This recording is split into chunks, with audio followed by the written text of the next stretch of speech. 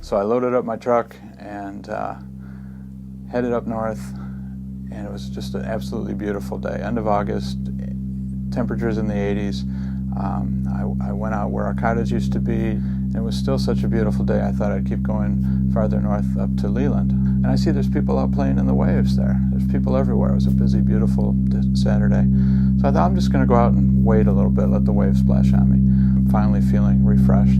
And after a while, I realized I'm not just up to my waist with the waves crashing on me, it's up to my chest. And then pretty soon it's almost up to my neck. And then all of a sudden I'm treading water. And I thought, all right, I know what this is. But the waves were really big by the time I got carried out into the lake, and just pounding me. I got into this rhythm where I'm getting knocked down, hold my breath, come back up, make sure I'm not coming up in another wave. But then I came to this realization that this is how I'm going to die. When you're going to go swim in the Great Lakes, you should be prepared to be in a situation you're unfamiliar with or uncomfortable with. You should be prepared to deal with panic or cold water or waves that you've never been in before. Though all those unknowns are part of the fun, it's part of the adventure. And when you know how to deal with panic and you know how to deal with unknown problems, it's a great time. We've kept track since 2010, pretty good numbers, and now we're in March of 2018, so in a little over 7.5 years, there's been 631 fatal drownings on the 5 Great Lakes. I like to call 2012 my country song year, because my dog done died, I dang near drowned, and my woman done left me. Nobody goes in the water with the intention of having a terrible thing happen to them. I think greater knowledge for parents and for the community with regards to swimming and water safety is imperative. Well, so after Matt drowned, I was Googling on the internet, and I did find some resources, and one of them was actually on Facebook. It's the Drowning Support Network, and that's actually where I met Melissa Zirkle.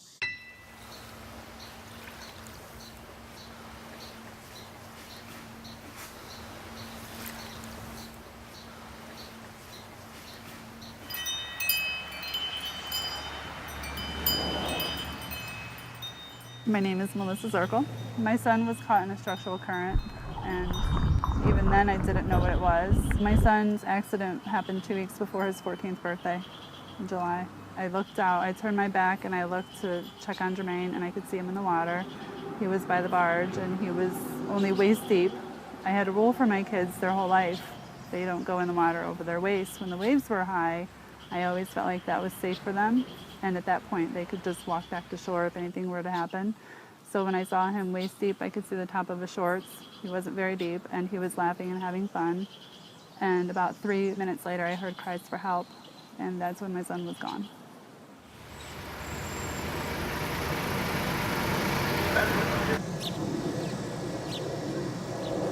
Matt was our only child. He was our son. Matt was God's gift to us. He was a great kid. He was 15 when he drowned in Lake Michigan. His freshman year in high school, he played football, basketball, and volleyball. And Matt enjoyed doing community service. He was always looking out for the other person and willing to lend a helping hand whenever he could. When Matt had his drowning accident, he was at the beach in New Buffalo. He was taken by ambulance to St. Anthony's Hospital in Indiana. After Matt passed, we did learn that he had been caught in a rip current and that it was a rip current warning day and that there was a red flag on the beach. But the thing is that we didn't know about rip currents. Matt didn't know about rip currents. None of his friends knew about rip currents. We don't live that far from Lake Michigan, yet we are not educated about the dangerous water conditions. I started to spend time in Lake Michigan when I moved here, and then my sister bought a house in Beverly Shores, Indiana, and right in front of this beautiful beach. In June of 2012, I spent a warm day in the afternoon with my boyfriend at the time, Leonel Dominguez. He was from New York. He was 32 years old. He was a very strong swimmer. It was a beautiful sunny day, 95 degrees, but didn't realize that they were offshore winds that had started after we got there. And so it turns out that even though the water was a little bit cold generally, when we got caught in the water too long, we were far out and we realized that the temperature underneath was a lot colder. We were sitting on the raft looking at each other, throwing water at each other, and in a couple of minutes, it felt like maybe 5 or 7 minutes, when we looked up, we were a quarter mile out from shore. When he jumped in the water was so cold, it must have shocked him immediately. He didn't have a chance to explain it to me, but what he said was, "Something is wrong." And he started to jump back into the raft immediately. And at that point, the raft lifted, and the wind got underneath the raft, and the wind took it away. I was having conversations with God because I didn't want to die in front of my sister's house, and I didn't want him and I to die that day. I remember looking around, and I couldn't see a jet ski, a boat, a person. There were people all the way in the sand, but nobody that was near us. And so when I had stopped fighting and realized that I was going to die, and I screamed, "Will someone please help us?" When he got to me, he grabbed me and he said, "Where is your friend?" And I said, "He's there." And when I turned around, my boyfriend at the time, someone I loved, who was very dear to me, who had so much life to give and had such a beautiful soul, had submerged.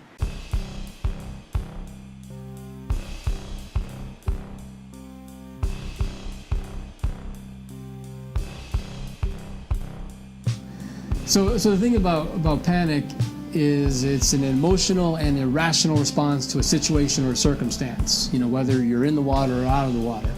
But if you panic when you're in the water, you're going to start making some really bad choices. Panic is really what kills people in most situations. My name is Bob Pratt. My name is Faith Hoekstra. My name is Jamie Racklift. I'm a communication director at the University of Michigan and a Rip Current survivor. How you doing? My name's Dave Benjamin, South End surfer since 2008, 2009 or so. For Food and Shelter, I'm a residential painter, and I'm also a co-founder and executive director of the Great Lakes Surf Rescue Project. In my professional life, I was a paramedic firefighter with the city of East Lansing in Michigan. I retired from there as the fire marshal for the city. Now I work for the Great Lakes Surf Rescue Project. When I was about 24, I took a surf lifeguarding class. I lifeguarded in the UK and then in a couple other countries. But I'm from Michigan. I came back to Michigan and I wanted to still be involved with surf environment lifeguarding. What we do with the Great Lakes Surf Rescue Project is we track the drownings in the Great Lakes. We teach Great Lakes water safety. We work with family and friends of drowning victims to advocate water safety, and then we also do open water surf lifeguard training. I didn't learn how to swim until I was in college, but I always loved the water. I always loved Lake Michigan. I loved being out in the water. After I learned how to swim in college, I became a lifeguard. Then I worked my job as a paramedic firefighter and was always intrigued by water safety. It's important to have lifeguards on public beaches because they are a person with their eyes on the water who can understand and read currents and has the skills to navigate in and out of them and the skills to rescue anyone who gets in over their head. The lifeguards are first responders just like a police officer, firefighter, paramedic. I really got interested in drowning prevention when I took my son Jake surfing, and as we pulled up to Grand Haven State Park, there was a Coast Guard helicopter flying overhead and some Coast Guard boats out in the water doing a search pattern. And looking down at the beach, there was a whole clutch of family down on the beach.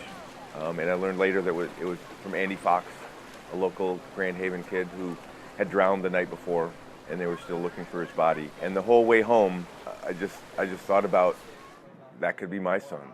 When I had my drowning accident, bad wipeout, got the wind knocked out of me, got held under for 2 waves, in 30-degree water. The thing is with drowning is if somebody gets in trouble, if they're doing the signs of drowning, actively drowning, it's less than 60 seconds until final submersion.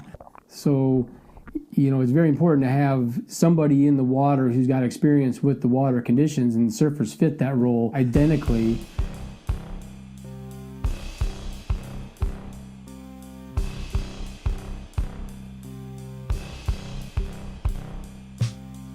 Surfers have this unique perspective where they're in the physical shape to handle the waves. They have a flotation device. They dress for the water temperature wearing a wetsuit, which is also buoyancy, and they know how to use the currents. So the structural currents along the piers or rip currents in the open water. We try to use those currents as best as we can for our advantage so that we're not battling the waves. So we're very proactive with every presentation that we do is, advocating water safety and actually advocating the need for lifeguards.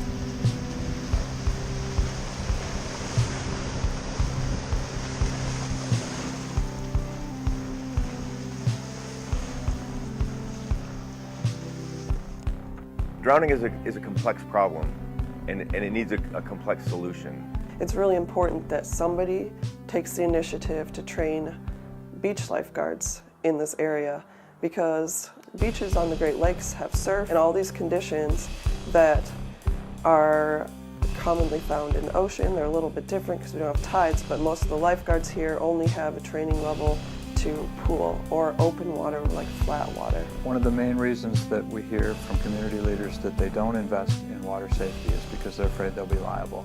But we have statements from attorneys general around the Great Lakes that you don't have to worry about that.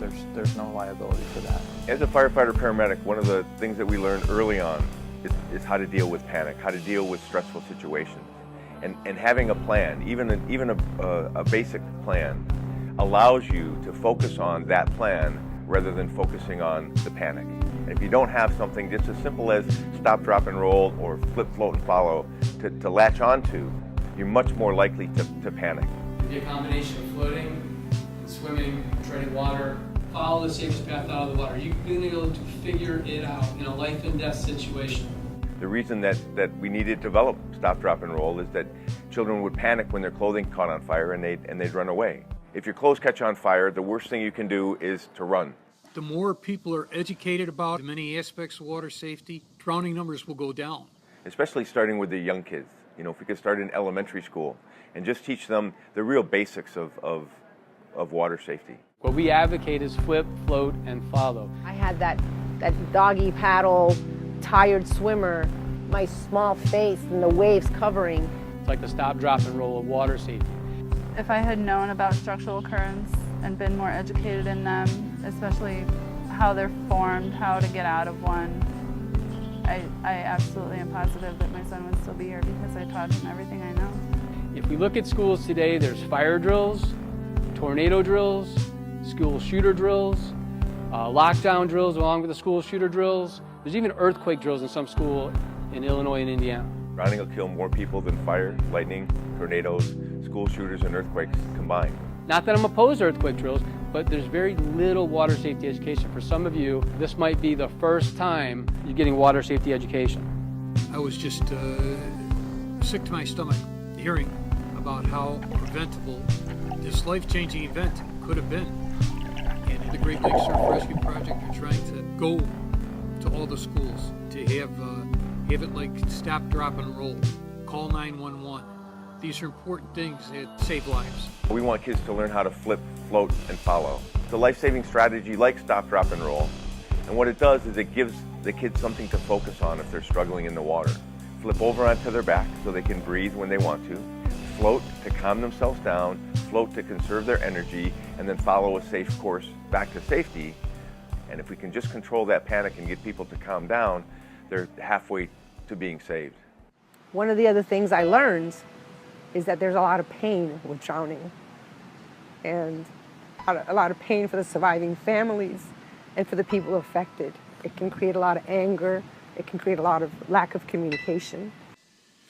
Dave and Bob, they just enlightened us about so many aspects of water safety. When Matt drowned, we did not know anybody else that had experienced a drowning in their family. We didn't know anything about rip currents. And when we met Dave and Bob, we learned so much about rip currents, and about all the other people that have drowned in Lake Michigan and the other Great Lakes. It's kind of grown. It was just a community project after a drowning accident. I was going to do one water safety class, and next thing you know, now it's been 6 years and we've done almost 320 presentations and trainings. So it's been kind of grown, taking a life of its own, kind of taken over. I will continue to support this organization with any way possible that I can, because I dream for them, and I dream a big dream, just like they do, a dream that water safety is common language on TV, it's common language in schools and with children. So right after Matt had passed, my neighbor and friend, Ruth Richardson, she was at our house, and we were talking about how we were going to do something to promote water safety, because we didn't want this to happen to anyone else's child. And so she was there with us, and we talked about, starting to do something to spread the word about water safety. We understood that rip currents are very dangerous, but that if you have a certain technique, that you can survive it. And we learned that drowning is 100% preventable.